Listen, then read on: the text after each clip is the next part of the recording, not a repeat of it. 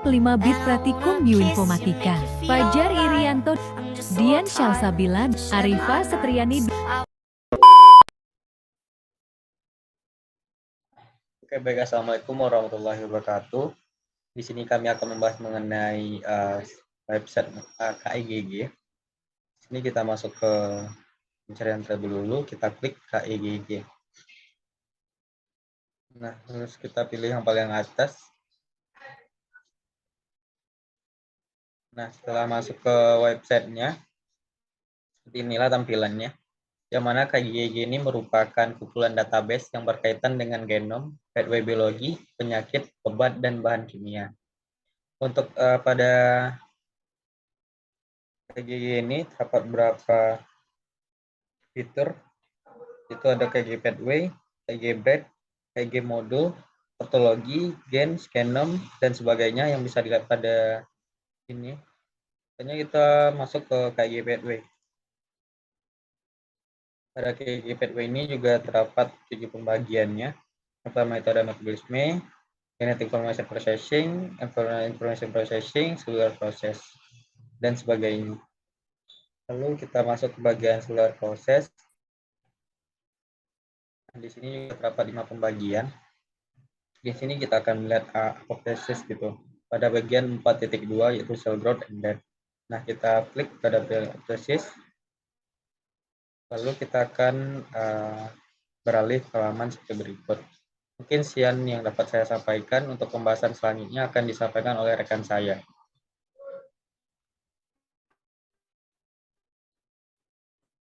Baiklah, selanjutnya saya akan menjelaskan tentang bagaimana pathway atau peta jalur dari apoptosis itu sendiri. Di sini kita bisa melihat deskripsi dari apoptosis dengan mengklik show description. Nah, di sini bakal dijelaskan apa itu apoptosis dan bagaimana pathway-nya secara ringkas. Nah, di sini dikatakan bahwa apoptosis itu adalah proses yang diprogram secara genetik untuk menghilangkan sel yang rusak atau berlebihan dengan aktivasi caspase atau aspartate specific cysteine proteases. Nah, pada bagian bawah sini, nah inilah bagaimana peta jalur atau mekanisme dari apoptosis itu sendiri. Nah, di bagian kiri, bagian network ini kita juga bisa menspesifikkan pathway yang akan kita lihat. Misalnya, di bagian mana apoptosis kita bisa klik, maka akan dijelaskan seperti panah-panah yang ungu ini, maka inilah jalur apoptosis. Atau lebih spesifik lagi, kita hanya ingin melihat apoptosis ekstrinsik, nah maka hanya seperti ini. Nah, jadi apoptosis itu sendiri terbagi menjadi 2 jalur utama, yaitu jalur ekstrinsik dan jalur intrinsik, serta jalur perforin atau grazim, yang mana masing-masingnya membutuhkan sinyal pemicu khusus untuk memulai rangkaian peristiwa molekuler yang bergantung pada energi. Nah, mungkin kita bisa lihat pada jalur ekstrinsiknya dulu, maka kita klik di sini. Nah, maka di sini terlihat bahwa jalur pensinyalan ekstrinsik itu yang memulai apoptosis itu melibatkan interaksi yang dimediasi oleh reseptor transmembran. Ini melibatkan DET reseptor yang merupakan anggota dari superfamili gen reseptor tumor necrosis factor atau TNF-alpha, di mana TNF-alpha ini dia akan memicu TNF-R1. Lalu urutan kejadian yang menentukan fase ekstrinsik apoptosis itu dicirikan dengan model ini, yaitu salah satunya TNFO-alpha yang selanjutnya mengkode TNF-R1. Nah, lalu dia akan terus mengkode untuk munculnya CASP8 dan CSP10. Lalu terus dan mengkode CSP3 dan CSP7. Nah, itu untuk jalur yang intrinsik. Nah, kalau jalur yang itu untuk jalur ekstrinsik, sedangkan untuk jalur intrinsik itu adalah rangkaian yang bertindak secara positif. Seperti di sini itu ada beberapa faktor yang menyebabkan pensinyalan apoptosis, itu seperti radiasi, misalnya radiasi UV atau racun. bisa juga hipoksia, hipertemia, lalu ada infeksi virus, dan juga radikal bebas. Nah, lalu semua rangsangan ini akan menyebabkan perubahan pada membran mitokondria. Jadi di sini ada merupakan membran mitokondria yang akan berubah jika adanya rangsangan dari beberapa faktor tadi. Nah, lalu protein akan memicu protein-protein yang nantinya akan mengaktifkan jalur mitokondria ini bergantung pada caspase. Nah, sitokrom C akan mengikat dan mengaktifkan.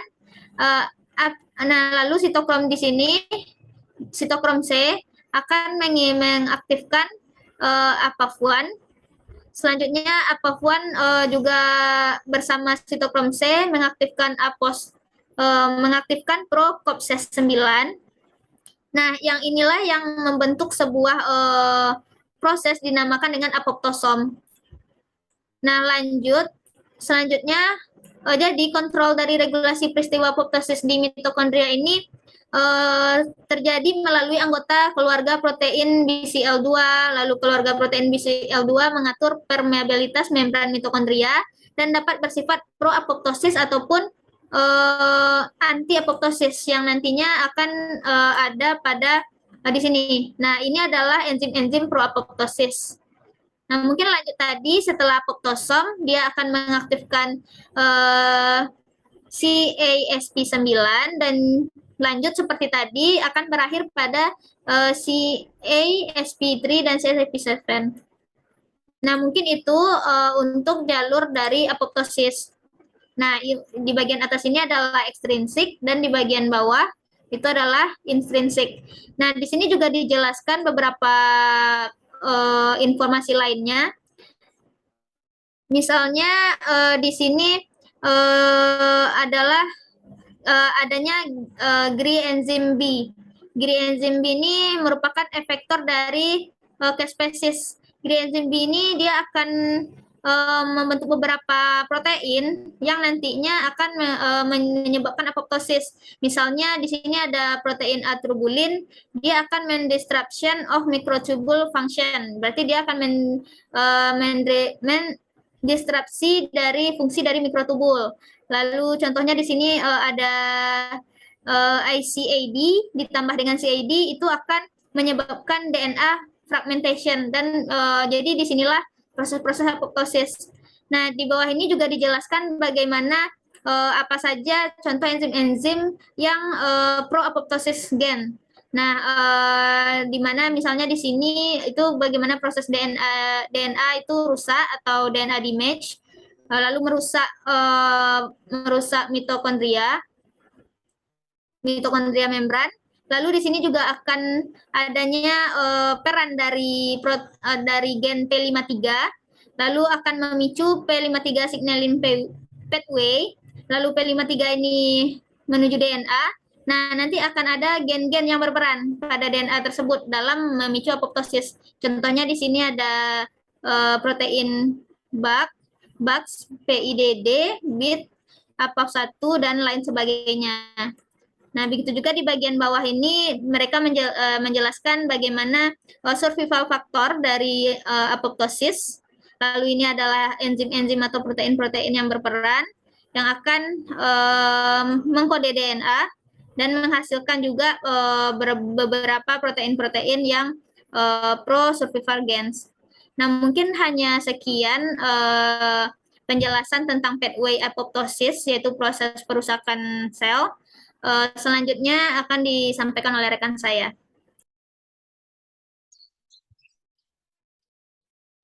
Baiklah, selanjutnya di sini saya akan menjelaskan pemaparan mengenai gen ataupun senyawa kimia apa saja yang berhubungan dengan proses apoptosis ini, yaitu dengan cara mengklik bagian pathway entry.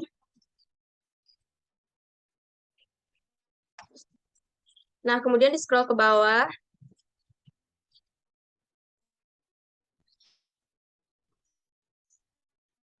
Pada bagian kompon. Nah, pada bagian kompon ini merupakan senyawa kimia ataupun gen protein enzim yang berkaitan dengan proses apoptosis. Mungkin kita klik dari salah satu dulu. Yang pertama ada hidrogen peroksid. Hidrogen peroksida atau hidrogen peroksida ini merupakan senyawa kimia dengan rumus H2O2 yang fungsi utamanya itu sebagai oksidator, zat pemutih, dan juga sebagai antiseptik. Nah, pada bagian kompon ini kita juga dapat melihat nama dari hidrogen peroksida ini, senyawa kimianya, formulanya, struktur dari hidrogen peroksida itu sendiri, dan informasi-informasi lain seperti terlibat dalam pathway apa saja. Nah, dapat kita lihat hidrogen peroksida ini terlibat dalam pathway seperti glikosilat and dekarboksilat metabolisme, biosintesis dari metabolit sekunder, apoptosis, dan masih banyak lainnya yang dapat kita lihat pada bagian pathway ini. Selanjutnya, senyawa kimia yang kedua yaitu ada calcium cation ataupun ion kalsium. Nah, pada bagian ini juga kita dapat melihat struktur dari ion kalsium atau Ca2+, namanya, formulanya, dan juga terlibat dalam pathway apa saja. Di sini kalsium ini terlibat dalam pathway pensinyalan dari MAPK, pensinyalan dari ERBB, RAS, dan pensinyalan dari kalsium tersendiri. Juga pensinyalan pathway lain yang dapat kita lihat fungsinya pada bagian pathway ini. Selanjutnya senyawa kimia yang ketiga yaitu ada sphingosine. Nah, sphingosine itu sendiri merupakan alkohol amino 18 karbon dengan rantai hidrokarbon tak jenuh yang membentuk bagian utama dari sphingolipid. Ini merupakan lipid ataupun lemak, di mana kita dapat melihat struktur dari sphingosine ini sendiri. Dapat juga melihat formulanya yaitu C18H3-7NO2. Terlibat dalam pathway sphingolipid metabolism, metabolic pathway, sphingolipid signaling pathway, apoptosis, dan nekroptosis. Kita back. Selanjutnya yang terakhir itu ada fosfatidilinositol 3,4,5 trifosfat. Nah, fosfatidilinositol ini merupakan fosfolipid yang berada di membran plasma. Dapat kita lihat namanya, formulanya, dan juga struktur dari fosfolipid itu sendiri. Nah, ini terlibat dalam pathway seperti inositol fosfat metabolism, metabolic pathway, dan juga signaling pathway RBB, dan banyak lainnya yang dapat kita lihat juga pada bagian pathway itu sendiri. Mungkin itu saja yang dapat saya sampaikan. Terima kasih atas perhatiannya. Saya tutup. Wabillahi taufiq wal hidayah. Wassalamualaikum warahmatullahi wabarakatuh.